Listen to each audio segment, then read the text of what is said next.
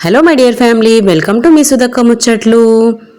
మన సబ్స్క్రైబర్స్ అందరికీ కూడా నా తరపున విశ్వావసునామ నూతన సంవత్సర శుభాకాంక్షలండి. కొంచెం లేటుగా చెప్తున్నాను, ఏమీ అనుకోవద్దండి. పండగ పనులతో కొంచెం హడావిడైతే ఉన్నింది ఇంట్లో. పండగ ముందు వారమే మేము హైదరాబాద్కి వెళ్ళడము, వచ్చిన తర్వాత ఇంటి పనులు క్లీనింగ్ అది అన్నీ పెట్టుకోవడము, అవన్నీ కూడా బిజీగా ఉన్నానండి. అయితే వీడియోలు అయితే ఏమీ షూట్ చేయలేదులేండి. ఇక పండగ రోజు కూడా ఇక్కడ నేను వంట చేస్తూ ఉంటే మనోజ్ వచ్చి వీడియో తీస్తూ ఉన్నాడు. ఏమేం చేశాను అన్ని కూడా చూపిస్తూ ఉన్నాడు కదా. ఇలాగ పెద్ద పండగలకు తప్పనిసరిగా హోళీలు అయితే చేస్తామండి. అదేనండి భక్షాలు అంటారు, పోలీలు అంటారు. ఈ విధంగా మనము కంపల్సరీగా పెద్ద పండగలకు అన్నిటికీ కూడా భక్షాలు చేస్తాను. ఇక్కడ అమ్మ కూడా ఊరి నుంచి వచ్చింది, ఇక్కడే ఉన్నింది. ఇక పండగకు మేము భక్షాలు, పెరుగు వడ చేస్తూ ఉన్నాను. మామూలు వడ కూడా చేశాను. తర్వాత వచ్చేసి వాంగీబాత్ చేశానండి. వాంగీబాతు, పెరుగు పచ్చడి, ఇలాగా ఒక 5 రకాలు అయితే చేసి దేవుడికైతే నైవేద్యం పెట్టాను. చూస్తున్నారా, భక్షాలు మేమైతే ఈ విధంగా రేకు భక్షాలు అయితే ప్రిపేర్ చేస్తానండి. రేకు భక్షాలకు నేను పేణి రవ్వని యూజ్ చేశాను ఈ సంవత్సరం. మామూలుగా అయితే మైదా పిండిలో కొంచెం బొంబాయి రవ్వ కలిపేసి చేస్తూ ఉన్నాను. కానీ ఈసారి కొంచెం సాఫ్ట్గా రావాలి అని చెప్పి పేణి రవ్వను అయితే తీసుకొని వచ్చి పేణి రవ్వ కొంచెం మైదా పిండి కలిపి ఈరోజు భక్షాలు అయితే ప్రిపేర్ చేశాను.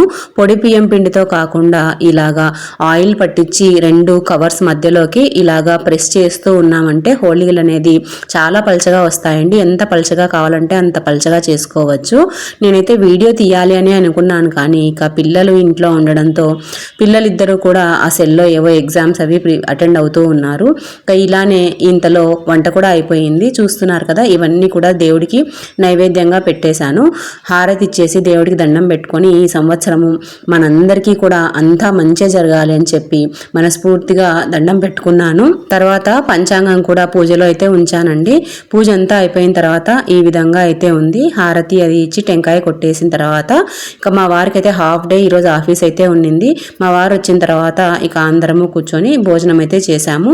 ఉదయాన్నే కొత్తూరుకి అయితే వెళ్ళామండి. నేను మా వారు కొత్తూరుకు వెళ్ళి సుబ్రహ్మణ్యేశ్వర స్వామిని దర్శనం చేసుకొని వచ్చిన తర్వాత వంటకు పెట్టుకోవడము, పూజ చేసుకోవడము, ఇవన్నీ కూడా ఈ విధంగా అయితే మన ఇంట్లో ఉగాది అయితే జరిగిందండి. ఇక ముందైతే వీడియోలు ఏవి తీయలేదు.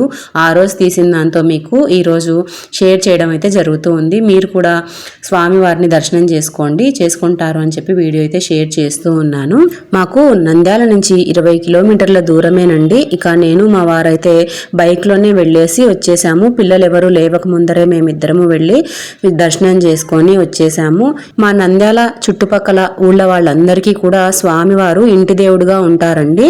అందుకనే ఇలాంటి పర్వదినాల్లో కానీ లేదా ఆదివారాలు, ఇంక శ్రావణ మాసము, కార్తీక మాసము, ఈ విధంగా అయితే అక్కడికి వెళ్ళి దర్శనాలు అది చేసుకుంటారు. చాలా మహిమగల దేవుడు.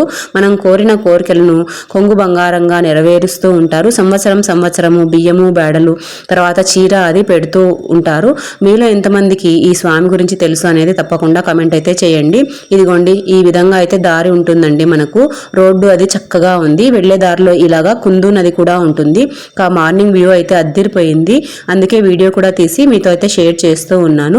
మరిన్ని ఇలాంటి వీడియోలు మనం ఛానల్ నుంచి మీరు చూడాలి అనుకుంటే వెంటనే మీ సుధక్క ముచ్చట్లు అనే ఛానల్ని సబ్స్క్రైబ్ చేసి మరొక మంచి వీడియోతో మళ్ళీ మీ ముందు ఉంటుంది మీ సుధక్క.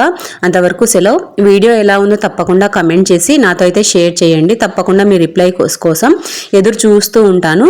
మరొక మంచి వీడియోలో మళ్ళీ కలుస్తాను. అంతవరకు సెలవు.